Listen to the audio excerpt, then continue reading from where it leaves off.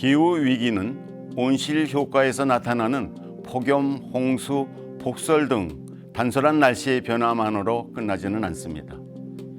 기후위기는 기후변화에서 파생하는 물 부족, 식량 부족, 해양 산성화, 해수면 온도 상승, 생태계 붕괴 등 인류 문명이 회복할 수 없는 위험을 초래합니다.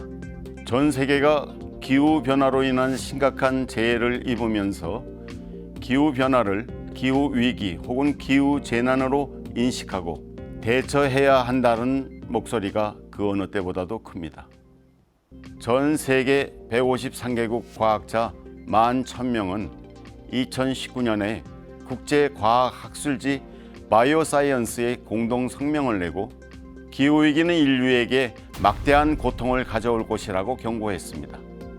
그 와중에 우리나라는 한반도 안보 환경의 악화, 전방위적 성장 지체, 정치 사회적 갈등의 심화와 민주주의의 내파, 스트레스 등 새로운 도전과 함께 인구 절벽, 인구 소멸, 지방 소멸의 위기까지 직면하고 있습니다. 그러나 87년에 멈춰있는 우리 헌법은 이런 시대 변화에 제대로 대응할 수 없습니다. 변화된 시대에 대한민국에 밀어닥치고 있는 위기와 도전을 이겨내려면 어떻게 해야 할까요?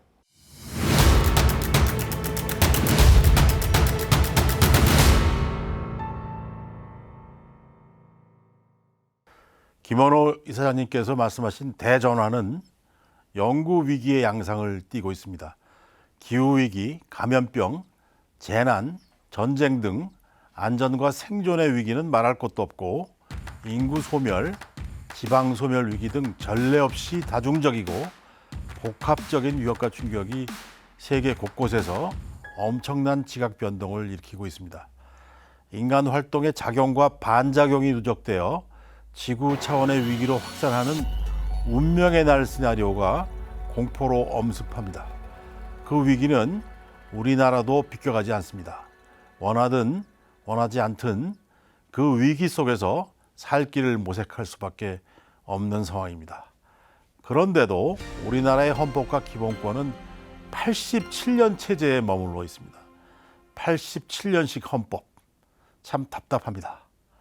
그래서 그것이 보장하는 기본권의 시야와 지평을 급변하는 세계와 시대 정신에 맞게 넓혀 나가야 됩니다. 당연한 일이죠. 이러한 전무후무한 난국은 헌법이 주권자의 권리를 새롭게 정의하고 보장해 줘야만 헤쳐나갈 수 있습니다. 우리는 그런 뜻에서 새로운 권리장전의 수립을 개헌의 핵심 과제로 인식해야 합니다. 이미 앞에서도 강조해 드렸듯이 헌법은 주권 재민을 바탕으로 해서 주권자와 그 주권 행사를 위임받은 국가 사이에 체결된 계약이고 권리장전과 통치 권력에 대한 헌법적 통제를 핵심 요소로 하는 최고 규범입니다. 짧은 기간 동안 엄청나게 빠르고 급격하게 바뀐 현실에서 다음 세대에게 그야말로 자랑스럽게 물려줄 권리장전을 새롭게 꾸려나가야 할 시점이 바로 지금입니다.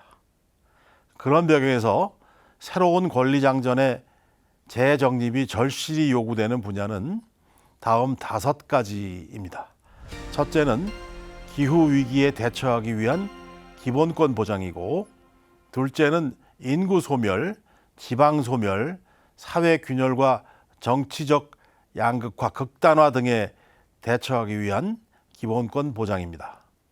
셋째는 감염병, 사회적 재난 등 예측 가능성을 넘는 국민의 생명과 안전을 위협하는 일에 대처하기 위한 기본권 보장이고, 넷째는 민주주의를 더욱 튼튼하고 건강하게 만들기 위한 기본권 보장입니다. 그리고 다섯째는 인간다운 생존을 위한 기본권 보장입니다.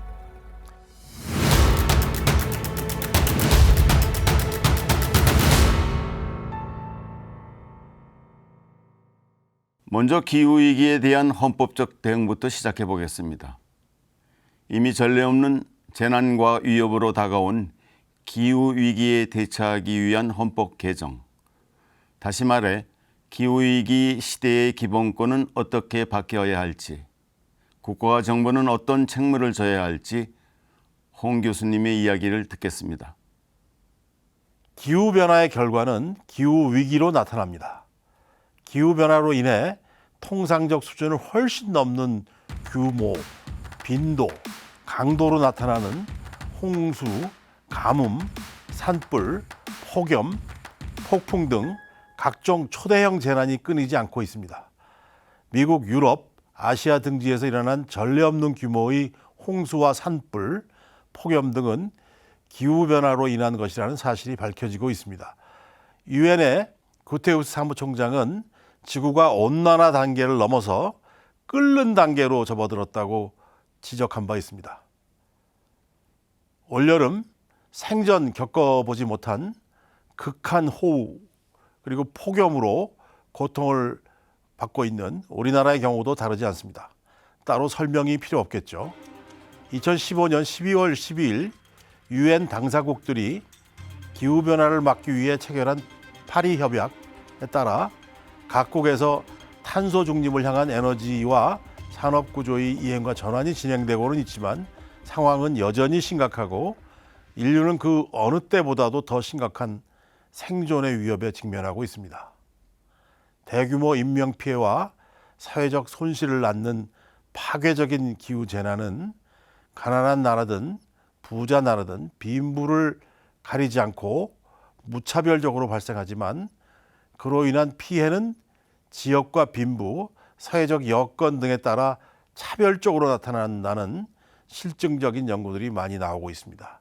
실제로 홍수의 경우 익사로 인한 사망률이 사회 경제적 지위가 낮은 그룹에서 두드러지게 높게 나타난다는 재난 불평등이 확인되기도 했습니다. 같은 재난에 노출되더라도 어린이, 노인, 임산부, 만성질환자, 장애인 이렇게 개개인의 생물학적, 사회적 조건에 따라 그 위험과 피해 양상이 달라지듯이 거주 지역의 자연적, 지형적 특성이나 밀집도, 방호시설 여건 등에 따라서도 재난의 양상이 크게 달라진다는 것이죠. 파리 협약을 계기로 유엔 기후변화에 대한 정부 간 협의체와 각국의 정부에서는 탄소 중립을 향한 고통스러운 발걸음을 재촉하고 있지만 탄소 중립이란 처방은 달성하기도 어렵고 현 세대뿐만 아니라 미래 세대에도 막대한 영향을 미친다는 점에서 기후 정의를 둘러싼 새로운 갈등과 대립의 계기로 등장했습니다. 기후 위기에 대한 역사적 책임은 선진국과 부유층이 훨씬 크지만 현재 상황에서는 개발도상국과 빈국, 사회적 약자들에게 더욱 치명적입니다.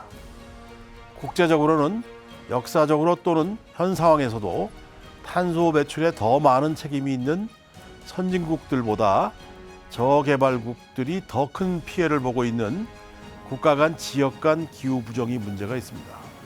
이런 극단적인 기상현상이 가진 자와 덜 가진 자, 그리고 선진국과 개발도상국 간 불평등을 악화시킬 수 있다는 우려와 함께 지난 100여 년간 선진국과 부국의 산업개발 과정에서 대량 배출된 탄소 때문에 탄소 배출량이 상대적으로 적은 개도국이 피해를 보고 있으니 선진국들이 피해를 보상해야 한다는 목소리가 그 어느 때보다도 커지고 있는 거죠. 국내적으로는 탄소 중립을 향한 전환 과정에서 지역이나 소득, 연령 등에 따라 사회적 약자들이 더 많은 타격을 입는 사회적 기후 부정의 문제가 발생합니다. 기후위기가 이제는 정말 실존의 위기로 바뀌었다는 진단이 나옵니다. 이러한 기후위기 상황에서 국민과 미래 세대의 권리를 보호해야 한다는 요구가 세계 곳곳에서 빗발치고 있습니다.